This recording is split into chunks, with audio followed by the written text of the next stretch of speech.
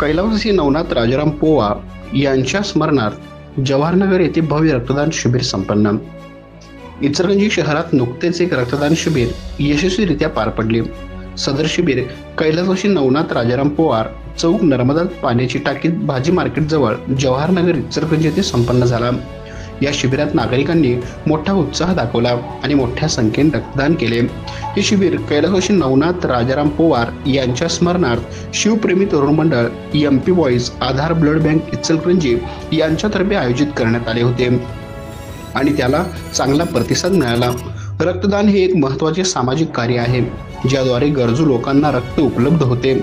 या शिबिराच्या आयोजनातून रक्तदानाचे महत्त्व लोकांना पटले आणि त्यांनी यात उत्साहाने सहभाग घेतला असे आयोजकांनी सांगितले। शिबिरात सहभागी झालेल्या रक्तदात्यांचे आणि आयोजकांचे सर्व स्तरावरून कौतुक होत आहे।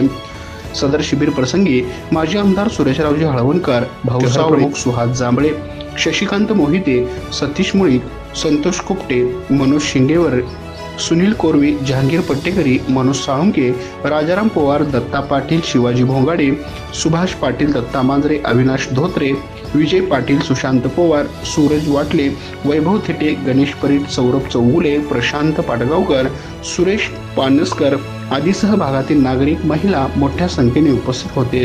विशेष परिश्रम एनपी बॉईज व शिवप्रेमी तरुण मंडळ यांनी घेतले। आमच्या प्रतिनिधीसह पाहत